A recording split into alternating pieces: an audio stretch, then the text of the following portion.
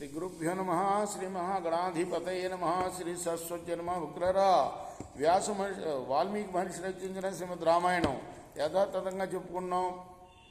ప్రతి శ్లోకానికి అర్థం, ప్రతి శ్లోకం యొక్క అర్థం. ఇందులో భాగంగా నేటి వరకు మనం ఆ బాల అయోధ్యారణ్య కిష్కింధ సుందరకాండలు పూర్తి చేసాం.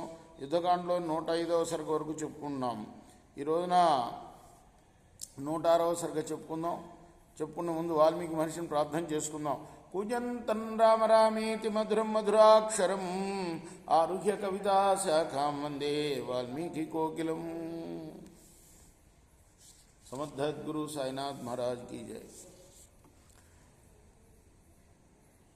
రావణాసురుణ్ణి మృత్యుదేవత ప్రోత్సహించింది.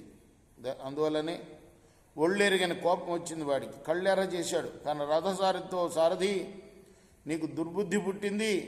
పాపం వాడు మంచి పని చేశాడు.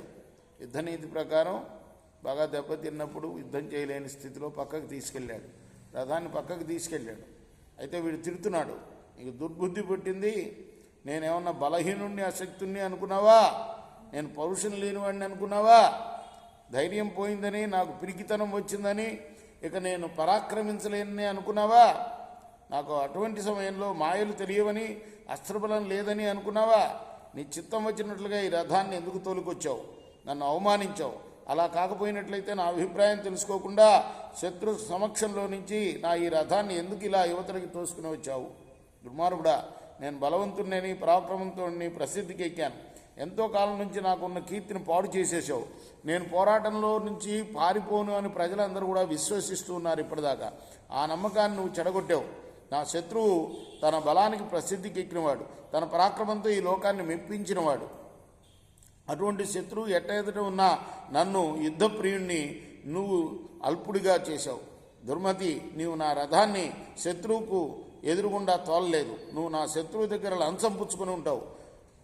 నా మేలు కోరే మిత్రుడు ఎవడు కూడా ఇటువంటి పని చేయడు. శత్రువులకు అనుకూలమైన పని నువ్వు బాగా నెరవేర్చావు.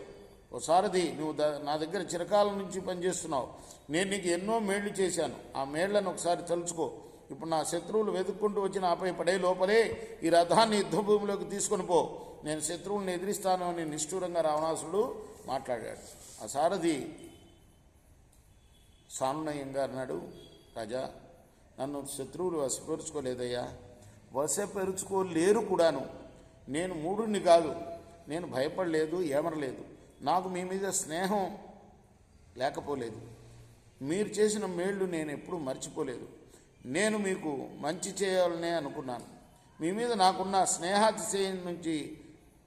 స్నేహాతిశయం వల్లనే నిష్కల్మష హృదయంతో మిమ్ము సంతోష పెట్టాలి అనుకునే ఇలా రథాన్ని పక్కకు తీసుకొచ్చాను.